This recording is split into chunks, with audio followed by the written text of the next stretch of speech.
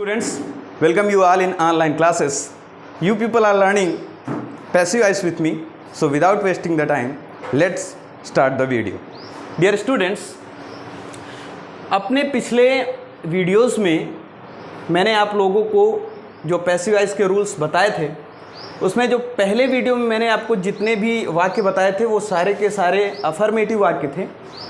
दूसरे वीडियो में मैंने जो वाक्य बताए थे वो सभी निगेटिव थे, और आज आप लोगों को जो वाक्य बताए जाएंगे वो सभी वाक्य इंट्रोगेटिव हैं। तो अब इंट्रोगेटिव वाक्य को पैसिव वॉइस में कैसे बदला जाता है वो आप लोगों को उदाहरण के माध्यम से एक एक करके बताया जाएगा। आप लोग ध्यान से देख लीजिए। देखिए, पहला वाक्य लिखा हुआ है, why does he write a letter. इसका मतलब ये है, हिंदी में अगर इसका मतलब देखा जाए तो मतलब ये है, why does he write a letter, वह एक पत्र क्यों लिखता है, ये इसका हिंदी मतलब है। अब हम इसकी पैसिव वॉइस बनाएंगे। तो पैसिव वॉइस का रूल ये है कि अगर आपका एक्टिव वॉइस का वाक्य किसी क्वेश्चन वर्ड से शुरू होता है तो आपका जो पैसिव वॉइस का वाक्य है वो भी क्वेश्चन वर्ड से ही शुरू होगा। तो एक्टिव वॉइस का वाक्य देखिए क्वेश्चन वर्ड व्हाई से शुरू हुआ है, तो हमारा जो पैसिव वॉइस का वाक्य है वो भी क्वेश्चन वर्ड व्हाई से शुरू होगा। तो देखो हमने भी यहाँ पे लिख लिया है व्हाई, पहली चीज़। दूसरी बात, देखो आपका जो एक्टिव वॉइस का वाक्य है इसमें क्वेश्चन वर्ड के बाद ये देखो हेल्पिंग वर्ब लगी हुई है डज। तो हमारे पैसिव वॉइस के वाक्य में भी हमको सेम करना है, हमको भी क्वेश्चन वर्ड के बाद फिर हमको भी सहायक क्रिया लगानी है। लेकिन अब सहायक क्रिया लगाने के लिए थोड़ा सा हमें अलर्ट रहना है, क्योंकि यहाँ पे सहायक क्रिया कैसे लगेगी आप ये समझ लीजिए कि अगर मैंने आपको पिछले वीडियो में भी बताया था कि अगर हमारा एक्टिव वॉइस का वाक्य प्रेजेंट इंडेफिनिट टेंस में होगा तो जब हम उसको पैसिव वॉइस बनाएंगे तो उसमें जो सहायक क्रिया लगेगी वो प्रेजेंट कंटिन्यूअस टेंस की लगेगी। और प्रेजेंट कंटिन्यूअस टेंस की जो सहायक क्रियाएं हैं वो आप लोगों को पता है इज, एम, आर होती है। प्रेजेंट कंटिन्यूअस टेंस में जो हम लोग हेल्पिंग वर्ब यूज़ करते हैं वो है इज, एम, आर। अब आपको ये देखना है कि आप इज लगाएंगे, एम लगाएंगे या आर लगाएंगे। तो वो आप कैसे डिसाइड करेंगे, वो आपको ऐसे पता चलेगा कि इस वाक्य का ऑब्जेक्ट क्या है, अ लेटर। इस वाक्य का ऑब्जेक्ट है अ लेटर, तो अ लेटर के हिसाब से सिंगुलर वर्ब जो है वो क्या है, इज। तो आप क्या यूज़ करेंगे, अ लेटर के हिसाब से यहाँ पे इज आएगा, तो आप व्हाई के बाद लिखेंगे इज। उसके बाद यहाँ पे जो ऑब्जेक्ट लिखा हुआ वो ऑब्जेक्ट यहाँ पे लिख लेंगे, तो क्या हो जाएगा, व्हाई इज अ लेटर। और देन आपको क्या करना है, पैसिव वॉइस में वर्ब की थर्ड फॉर्म यूज होती है, तो राइट की थर्ड फॉर्म क्या होती है, रिटन, तो आप लिखेंगे रिटन। और अंत में क्या करते हैं, बाई लगाकर एक्टिव वॉइस का जो सब्जेक्ट होता है उसको ऑब्जेक्ट बना के लिख दिया जाता है। तो हम बाई लगाएंगे, फिर एक्टिव वॉइस का सब्जेक्ट क्या है, ही, इसका ऑब्जेक्टिव केस क्या होता है, हिम, तो हम यहाँ पे बाई लगा के लिख देंगे हिम। तो ये क्या हो जाएगा, why is a letter written by him. और इसका हिंदी अर्थ निकालोगे तो निकलेगा कि पत्र उसके द्वारा क्यों लिखा जाता है। इस तरीके से ये पहला वाक्य हो गया। दूसरा, was he buying books, Hindi मतलब क्या वह किताबें खरीद रहा था। टेंस कौन सा है, present, past continuous tense. Was verb और वर्ब की फर्स्ट फॉर्म में आईएनजी। जब किसी वाक्य में वाज वेयर हेल्पिंग वर्ब के रूप में आता है और उसके बाद वर्ब की फर्स्ट फॉर्म में आईएनजी, तो आप ये समझ लो कि वो कौन सा टेंस है, पास्ट कंटिन्यूअस टेंस है। अच्छा, अब हम क्या करेंगे, पैसिव वॉइस बनाएंगे। तो पैसिव वॉइस का रूल क्या है कि अगर आपका इंट्रोगेटिव वाक्य किसी क्वेश्चन वर्ड से नहीं बल्कि हेल्पिंग वर्ब से शुरू हुआ है, अगर आपका जो एक्टिव वॉइस है अगर वो किसी हेल्पिंग वर्ब से शुरू हुआ है तो हमारा पैसिव वॉइस भी हेल्पिंग वर्ब से शुरू होगा। लेकिन यहाँ पे जो वाज है ये ही के हिसाब से लगा है, लेकिन अब यहाँ पे जो आप हेल्पिंग वर्ब लगाओगे वो किसके हिसाब से लगाओगे, आपका जो एक्टिव वॉइस है इसका ऑब्जेक्ट क्या है, बुक्स। तो बुक्स के हिसाब से पहले तो आप ये समझो कि अगर आपके एक्टिव वॉइस में हेल्पिंग वर्ब वाज या वर आई है तो पैसिव वॉइस में सेम हेल्पिंग वर्ब यही वाज या वेयर ही आएगी, केवल इसमें आप लोगों को बीइंग शब्द जोड़ देना होता है। तो बुक्स चूंकि प्लूरल है तो इसलिए इसके साथ वाज नहीं लगेगा बल्कि वर लगेगा। तो हम पहले क्या लिखेंगे, वर। वाज यहाँ क्यों लगा है, ये ही के हिसाब से वाज लगा है, लेकिन जो हम सब्जेक्ट बनाएंगे किसको बनाएंगे, बुक्स को बनाएंगे, तो फिर बुक्स के हिसाब से क्या लगेगा, वर। तो हम पहले क्या लिखेंगे, वर। तो क्या हो जाएगा, वर। फिर उसके बाद दूसरा नियम क्या होता है, हम ऑब्जेक्ट को सब्जेक्ट बना लेते हैं। तो ये बुक्स है तो हम इसको एज ए सब्जेक्ट यहाँ पे लिख लेंगे। तो क्या हो जाएगा, वर बुक्स, वर बुक्स। दूसरा मैंने बताया था कि अगर एक्टिव वॉइस में सहायक क्रिया के रूप में वाज वर आता है तो पैसिव वॉइस में वही सहायक क्रिया वाज या वर, केवल उसमें बीइंग शब्द जोड़ दिया जाता है। लेकिन वर और बीइंग ये दोनों इंट्रोगेटिव वाक्य में यहाँ पे साथ नहीं लगेंगे। पहले वर, उसके बाद आपने जो आपका जो एक्टिव वॉइस में जो ऑब्जेक्ट है आप वो ऑब्जेक्ट लिख लेंगे, उसके बाद तब बीइंग शब्द लिखा जाएगा। तो क्या होगा, वर बुक्स बीइंग। उसके बाद वर्ब की थर्ड फॉर्म, बाई की थर्ड फॉर्म क्या होती है, बाट। तो क्या होगा, वर बुक्स बीइंग बाट बाई हिम। अंत में आपको पता ही है, ऑब्जेक्ट लगा के, सॉरी बाई लगा के सब्जेक्ट को ऑब्जेक्ट बना के लिख देते हैं। तो बाई ये हो गया। उसके बाद सब्जेक्ट क्या है, ही। तो ही का ऑब्जेक्टिव केस क्या होता है, हिम। तो क्या हो जाएगा, वर बुक्स बीइंग बाट बाई हिम। ये हो गया आपका दूसरा वाक्य। तीसरा वाक्य देखो, तीसरा वाक्य है कि हु है चीटेड यू, हु है चीटेड यू। पहले तो आप ये समझो कि ये किस टेंस का वाक्य है। हेल्पिंग वर्ब के रूप में हैज हैव आता है और वर्ब की थर्ड फॉर्म आती है यू मेक श्योर कि ये प्रेजेंट परफेक्ट टेंस है। दूसरी बात, अब ये वाक्य हु से शुरू हुआ है तो आपको याद रखना है कि अगर आपका एक्टिव वॉइस में वाक्य हु से शुरू होगा तो पैसिव वॉइस में आप इसको बाई हुम से शुरू करोगे। तो हु की जगह आप यहाँ आप जो वाक्य शुरू करेंगे वो कहाँ शुरू करेंगे, बाई हुम से। तो आप पहले लिखेंगे बाई हुम, ये हो गया। उसके बाद जैसे हु के बाद ये हेल्पिंग वर्ब आई है, वैसे हम लोग भी हेल्पिंग वर्ब लगाएंगे। तो बाई हुम के बाद जो हम हेल्पिंग वर्ब लगाएंगे किस हिसाब से लगाएंगे, इस वाक्य का ऑब्जेक्ट क्या है, यू। अब इसको एज ए सब्जेक्ट यूज करोगे तो यू के साथ फिर क्या लगता है, हैज लगता है कि हैव लगता है, तो पता चला हैव लगता है। तो हम यहाँ पे क्या लगाएंगे, हैव। तो क्या हो जाएगा, बाई हुम हैव।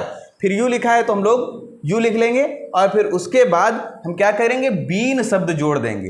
ये याद रखना। आप इसको दो तरीके से समझ सकते हो, चाहे तो ऐसे समझो, अगर आपका वाक्य प्रेजेंट परफेक्ट टेंस में है, पैसिव वॉइस बनाओगे तो सहायक क्रिया प्रेजेंट परफेक्ट कंटिन्यूअस टेंस की, यानी हैज बीन या हैव बीन लगेगी। दूसरा, चाहे इसको ऐसे समझ लो, अगर हैज हैव के बाद वर्ब की थर्ड फॉर्म आई है तो ऐसे वाक्यों को जब पैसिव वॉइस बनाया जाता है तो हैज या हैव में बीन शब्द आगे जोड़ दिया जाता है। लेकिन चूंकि अब ये इंट्रोगेटिव वाक्य है तो यहाँ पे ये हैव बीन यहाँ पे साथ में नहीं रखा जाएगा। पहले हैव, फिर उसके बाद आपका ये ऑब्जेक्ट यू, और ऑब्जेक्ट को आप क्या करेंगे, इसका नॉमिनेटिव केस लिखेंगे। तो चूंकि यू का नॉमिनेटिव और ऑब्जेक्टिव केस दोनों सेम होता है तो इसलिए यहाँ पे हमने लिख लिया यू। तो क्या हो गया, बाय हुम हैव यू। उसके बाद आपको क्या जोड़ देना है, बीन जोड़ देना है। आपने यहाँ पे बीन जोड़ दिया तो क्या हो गया, by whom have you been. और बाई अब लिखने की जरूरत नहीं है, आपने एक बार यहाँ पे बाई लिख दिया और फिर उसके बाद at last you have to use third form of the verb and here is the verb cheated. तो by whom have you been cheated. इस तरीके से आपका तीसरा वाक्य हो गया। चौथा वाक्य, when will your father give you reward. आपके पिता आपको कब पुरस्कार देंगे, ये है इस एक्टिव वॉइस में। एक्टिव वॉइस का मतलब ये है कि आपके पिता आपको कब पुरस्कार देंगे। When will your father give you reward. हमको पैसिव वॉइस बनाना है। मैंने पहले ही बताया कि अगर आपका एक्टिव वॉइस का वाक्य किसी क्वेश्चन वर्ड से शुरू होता है तो आपका जो पैसिव वॉइस का वाक्य होगा वो भी क्वेश्चन वर्ड से शुरू होगा। तो हम पहले व्हेन लिख लेंगे। उसके बाद इसके बाद ये मॉडल वर्ब यूज हुई है will as a helping verb. तो आप क्या करेंगे, आप भी मॉडल वर्ब यूज करेंगे शैल या विल, ठीक है। तो हम क्या करेंगे, अब यू है तो यू के साथ भी आप क्या लगाएंगे, विल लगाएंगे। तो हमने यहां पे लिख लिया विल। तो क्या हो गया, व्हेन विल। और चूंकि ये इंट्रोगेटिव वाक्य है इसलिए आप पहले ऑब्जेक्ट को सब्जेक्ट बना के लिखेंगे, उसके बाद उसमें बी शब्द जोड़ेंगे। याद रखिए कि अगर आपके एक्टिव वॉइस के वाक्य में अगर कोई मॉडल वर्ब आती है, shall should will would can could may might must, तो आप उसमें बी शब्द जोड़ते हैं। तो आपने क्या किया, व्हेन, फिर उसके बाद यहाँ पे हेल्पिंग वर्ब के रूप में विल आया है तो आपने भी विल लगा दिया। बी आप कब जोड़ेंगे, पहले आप ऑब्जेक्ट को सब्जेक्ट बना के, दोनों का नॉमिनेटिव केस ऑब्जेक्टिव केस एक ही होता है तो आपने यहाँ पे लिख लिया यू। फिर उसके बाद be, when will you be, then you have to use third form of the verb always used in passive voice as per the rule. तो यहाँ पे गिव है, गिव की थर्ड फॉर्म गिवन हमने लिख ली। When will you be given क्या, reward, तो आप लिखेंगे reward. When will you be given reward, और एट लास्ट बाई लगा के, आपने बाई लगा दिया और फिर बाई लगा के आप सब्जेक्ट को ऑब्जेक्ट, तो यहाँ पे क्या लिखा हुआ है, योर फादर, तो आप लास्ट में लिख देंगे योर फादर। तो ये क्या हो जाएगा, when will you be given reward by your father. अगला वाक्य, where should he search the answer of this question. Where should he search the answer of this question, ये भी एक इंट्रोगेटिव वाक्य है, किसी क्वेश्चन वर्ड से शुरू हुआ है। तो मैंने पहले ही बताया कि अगर आपका एक्टिव वॉइस का वाक्य किसी क्वेश्चन वर्ड से शुरू होता है तो आपका पैसिव वॉइस भी किसी क्वेश्चन वर्ड से ही शुरू होगा, मतलब उसी क्वेश्चन वर्ड से शुरू होगा। तो यहाँ वेयर से शुरू हुआ तो हमने भी वेयर से शुरू कर दिया, तो हमने पहले लिख लिया वेयर। इसके बाद जो मॉडल वर्ब आती है पैसिव वॉइस में वही यूज होता है, केवल उसके साथ बी शब्द जोड़ दिया जाता है। तो हम क्या करेंगे, शुड यहाँ पे लिखा है तो हमको शुड लिख देना है, तो हमने भी यहाँ लिख दिया वेयर शुड। उसके बाद मॉडल वर्ब के साथ बी जोड़ा जाता है, लेकिन याद रखो अगर वाक्य इंट्रोगेटिव है तो वेयर शुड, फिर उसके बाद ऑब्जेक्ट, तब उसके बाद आप बी शब्द लगाएंगे। तो अब इसमें ऑब्जेक्ट क्या है, ऑब्जेक्ट है the answer of this question. इसको आप ऐसे भी समझ सकते हैं, where should he search the answer of this question, इस सवाल का जवाब वो कहाँ खोजे। अब क्वेश्चन करेंगे क्या, तो उत्तर आपको मिलेगा इस सवाल का जवाब, तो ये है ऑब्जेक्ट। तो आप जो बी लगाएंगे वो पहले शुड, फिर object the answer of this question, then you have to use be, then you have to use third form of the verb. तो वेयर शुड, फिर उसके बाद वेयर शुड, फिर उसके बाद object the answer of this question, तो the answer of this question, तब उसके बाद आप यूज करेंगे be, then you have to use third form of the verb searched, third form, and eight last you have to use by, then आपको subject को object, ये ही है, ये नॉमिनेटिव केस में है, इसका ऑब्जेक्टिव केस क्या होता है, हिम, तो आप यहां पे लिख देंगे हिम। तो इस तरीके से ये हो गया। अगला वाक्य, when should he have said so to his friends. अगर इसका हिंदी मतलब देखा जाए तो ये होता है, उसे अपने मित्रों से ऐसा कब कहना चाहिए था, ये इसका हिंदी मतलब होता है। When should he have said so to his friends. Passive voice बनाएंगे तो हम क्या करेंगे, हमारा एक्टिव वॉइस का वाक्य क्वेश्चन वर्ड से शुरू हुआ तो हमारा पैसिव वॉइस का वाक्य भी क्वेश्चन वर्ड से शुरू होगा। अब क्वेश्चन वर्ड क्या है, व्हेन, तो हमने भी लिख लिया व्हेन। फिर मैंने बताया था कि अगर एक्टिव वॉइस में अगर modal verb shall, should, will, would use होती है तो आपको सेम वही यूज कर लेना है, केवल उसमें बी शब्द आपको जोड़ देना होता है, ठीक है।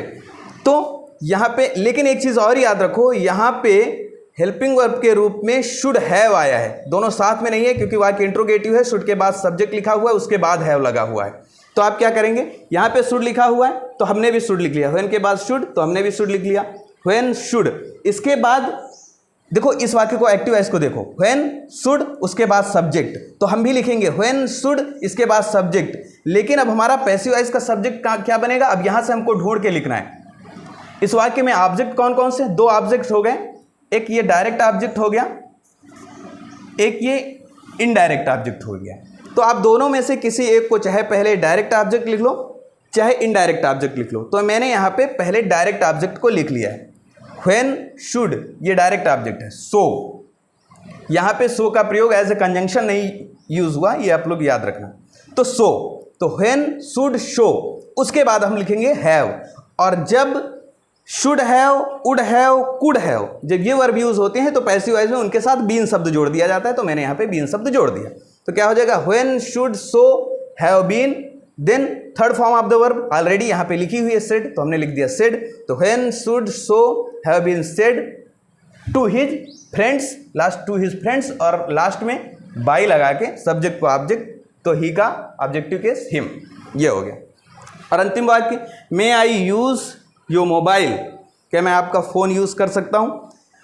देखो अगर वाक्य आपका यहाँ भी मॉडल वर्ब में लगी हुई है, मतलब आपको भी क्या करना है, आपको केवल इसमें बी जोड़ देना है, बस सेम वर्ब यहाँ पे सेम मॉडल वर्ब यूज़ होगी। तो हमने भी पहले लिख लिया मे, उसके बाद मे के बाद देखो यहाँ पे लिखा हुआ सब्जेक्ट आई, तो हम क्या करेंगे, हम जो एक्टिव वॉइस में जो हमारा ऑब्जेक्ट है योर मोबाइल, हम इसको यूज़ कर लेंगे, ठीक है। तो मे योर मोबाइल, ऑब्जेक्ट को हम लिख लेंगे मे, फिर उसके बाद यहाँ ऑब्जेक्ट लिख लेंगे मे योर मोबाइल, फिर उसके बाद तब हम बी लगाएंगे, तो मे योर मोबाइल बी, उसके बाद वर्ब की third form used, may your mobile be used, उसके बाद बाई लगा के एक्टिव वॉइस के सब्जेक्ट को पैसिव वॉइस का ऑब्जेक्ट बना लेते हैं, तो हमने लिख दिया मी। तो may your mobile be used by me. इस तरीके से एग्जाम्पल्स के माध्यम से हमने समझने का प्रयास किया कि एक्टिव वॉइस से पैसिव वॉइस किस तरीके से बनाया जाता है। अपने पहले वीडियो में मैंने जितने वाक्य बताए थे सारे के सारे अफर्मेटिव थे। इन माय सेकंड वीडियो मैंने जो भी वाक्य बताए वो सब निगेटिव थे। आज के वीडियो में जितने भी वाक्य बताए गए वो सारे के सारे इंट्रोगेटिव हैं। आई होप कि आप लोगों को समझ में आ गया होगा। Still if you have any doubt you can contact with me. It's your own school, you can come to the school also. All the teachers are available here in any subject. If you have any doubt, you can contact your teachers. You can come to the school as well. Thank you.